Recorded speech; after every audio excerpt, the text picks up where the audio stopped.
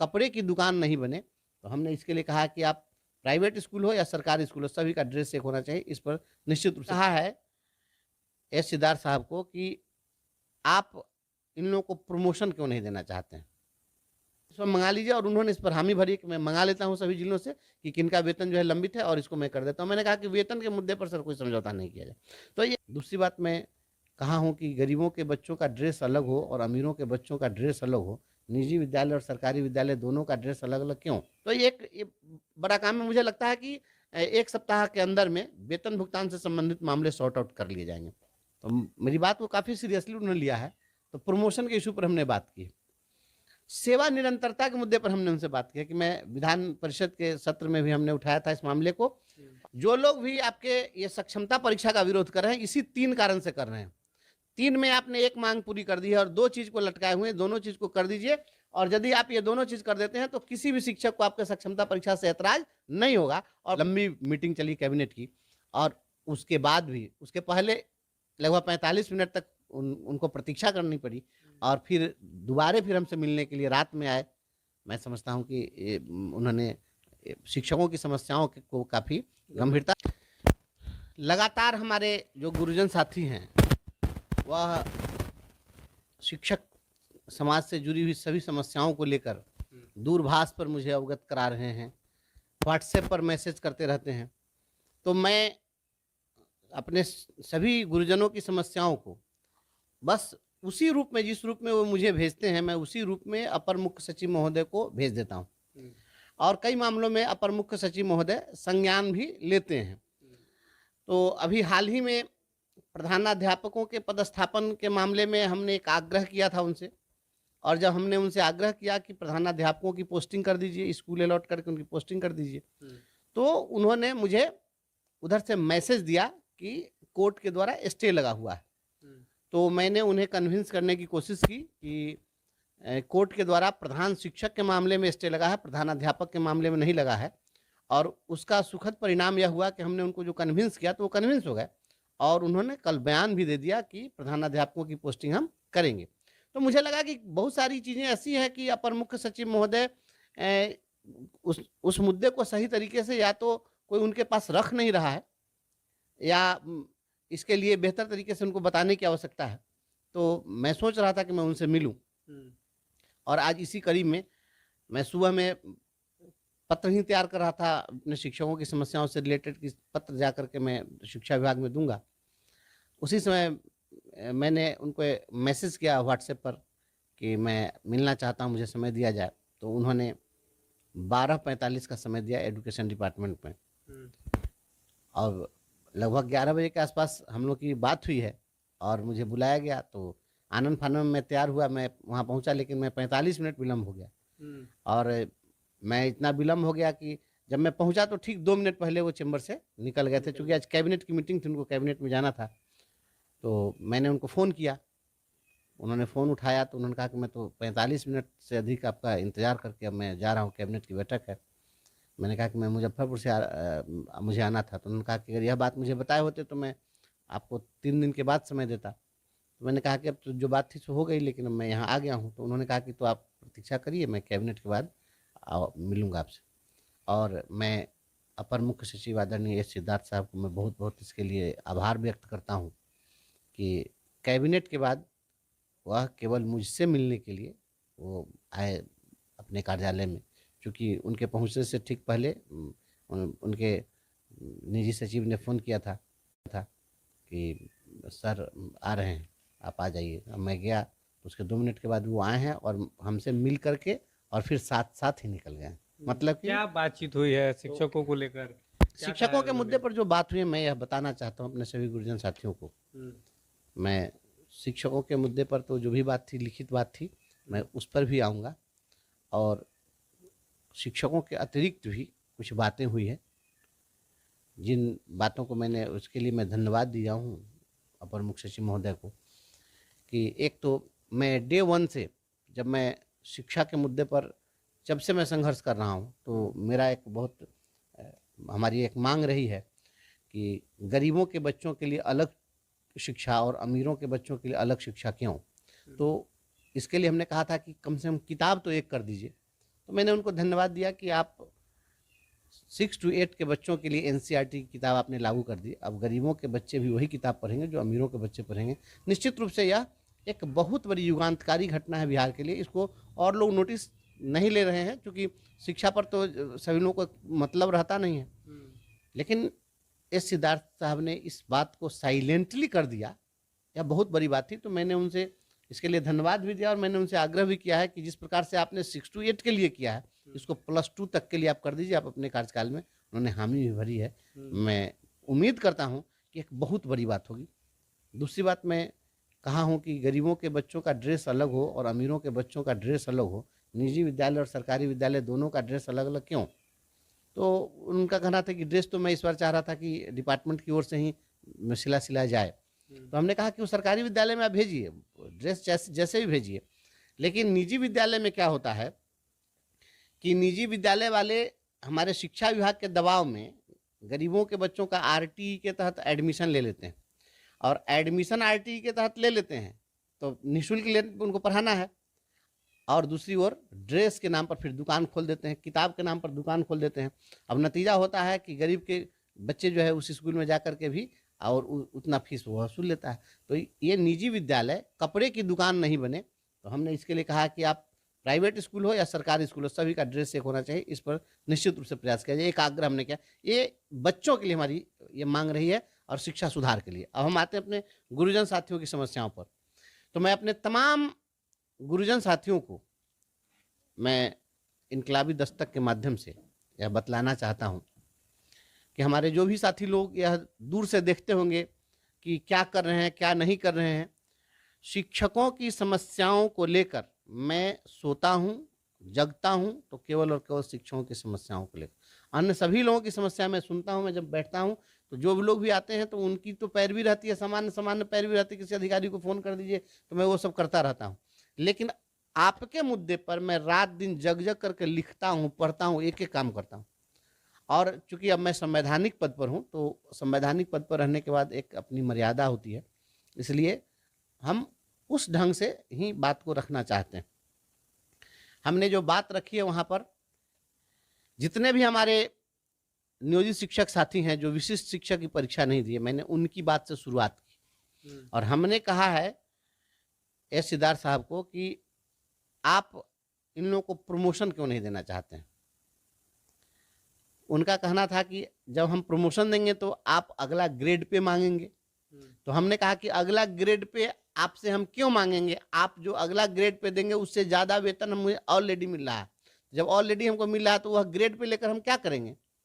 2000 के grade pay में जो बेसिक ग्रेड के टीचर हैं वो 2400 के ग्रेड पे अगर आज दे दिया जाएगा तो 2400 के ग्रेड पे में जो वेतन होगा वो कम होगा जितना हमको मिल रहा है उससे, क्योंकि लेंथ ऑफ सर्विस के आधार पर हमारा तो इंक्रीजमेंट बढ़ता चला गया। तो वैसी स्थिति में मैंने कहा कि ये आप गलत तरीके से इसको समझ रहे हैं। आप ऐसा देख लीजिए कि अब हमें अगला ग्रेड पे नहीं चाहिए, मात्र एक इंक्रीजमेंट बढ़ा दीजिएगा, हमारा प्रमोशन हो जाएगा।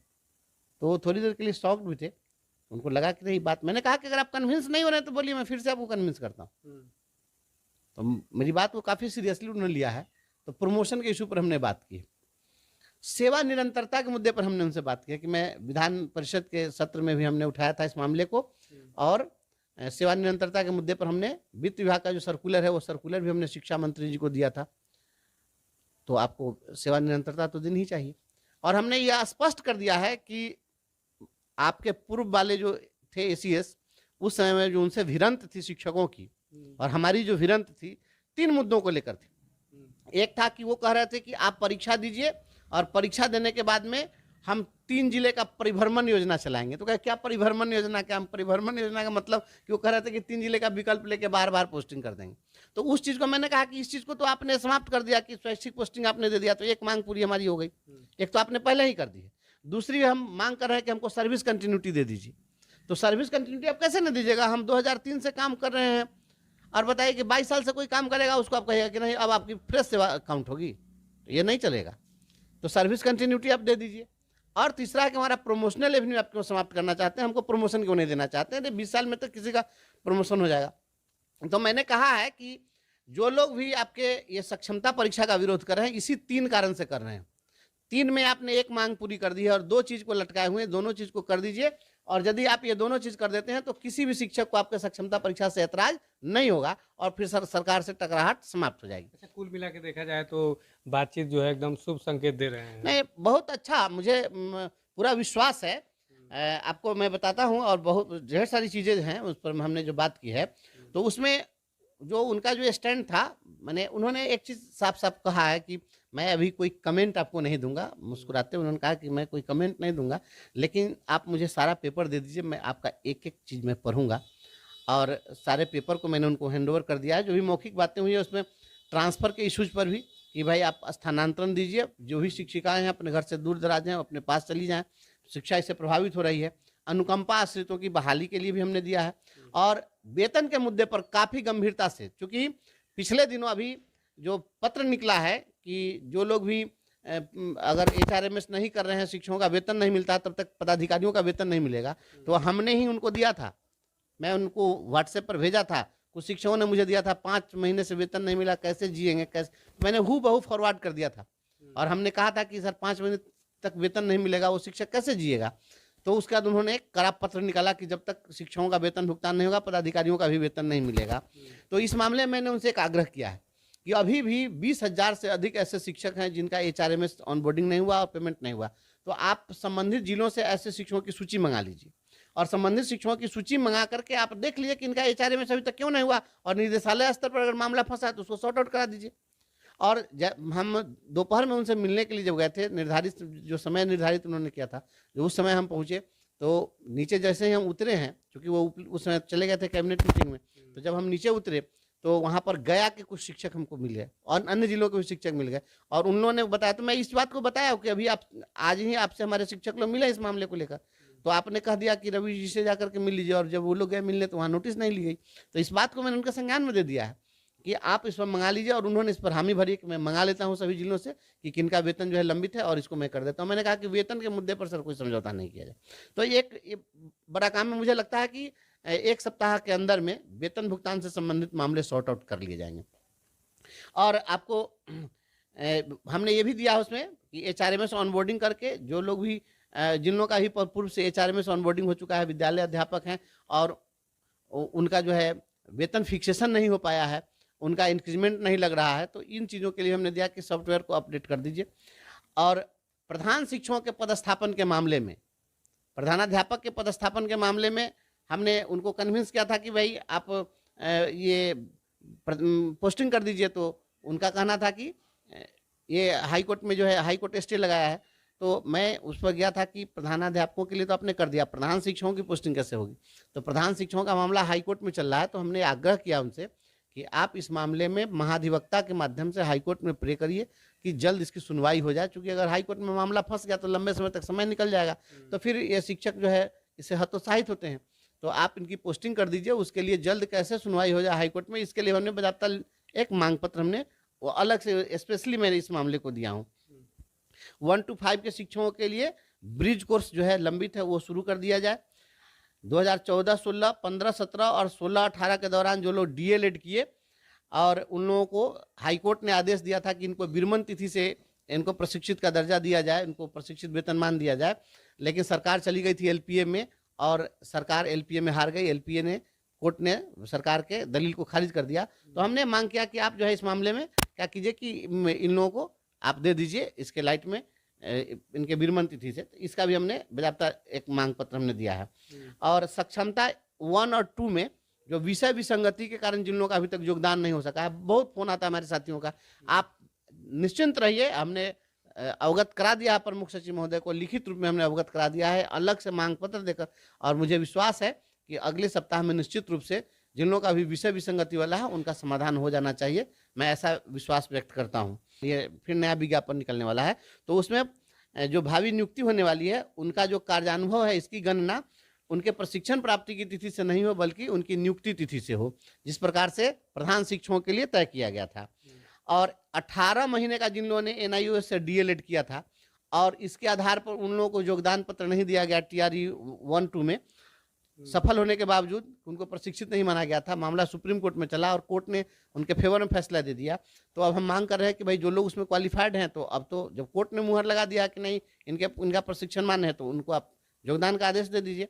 और सेवा पूर्व प्रशिक्षित जो शिक्षक हैं उन लोगों के वेतन विसंगति के लिए विभाग ने पत्र जारी किया था, अभी तक इम्प्लीमेंट नहीं हुआ। इस मामले में भी हमने उनसे आग्रह किया है। तो कुल मिला जुला करके जितनी भी प्रमुख बातें थी सभी चीज़ों को हमने उठाया है और सारी बातों को हमने उनके समक्ष रख दिया है। उन्होंने गंभीरता से सभी बातों को सुना है। हमारे सारे पेपर ले लिए हैं, लगभग मुझे लगता है कि 50-60 पन्ने का मेरा टोटल दस्तावेज था, सब हमने दिया है।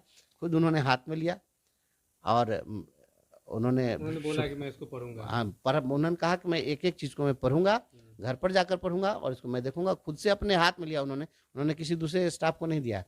और राज्य के अपर मुख्य सचिव महोदय को मैं इसके लिए भी धन्यवाद देता हूँ कि वहाँ पर जब मैं गया तो एक पदाधिकारी बैठे हुए थे, तो मैंने उनको इसके लिए भी धन्यवाद दिया है कि मैं राज्य के स्कूलों की दुर्दशा जब दिखाना शुरू किया कि आप क्लासरूम नहीं है, बिल्डिंग डैमेज है, कहीं जगह नहीं है, बच्चे कहाँ बैठेंगे, तो ये पहली बार एक ऐसा इन्होंने प्रयास किया कि संबंधित विद्यालय के शिक्षक वह स्वयं ई शिक्षा कोष ऐप पर अपने रिक्वायरमेंट को अपलोड कर दें कि उनकी क्या क्या जरूरतें हैं, भवन चाहिए, टीचर चाहिए, जो चाहिए।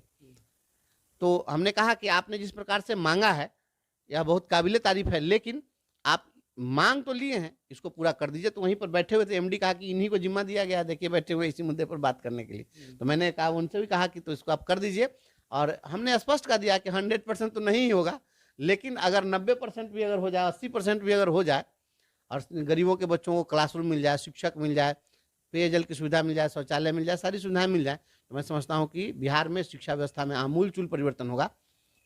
और अपर मुख्य सचिव महोदय ने अपने कार्यकाल में बहुत सारी चीज़ करने का भरोसा दिलाया है, कहा है उन्होंने।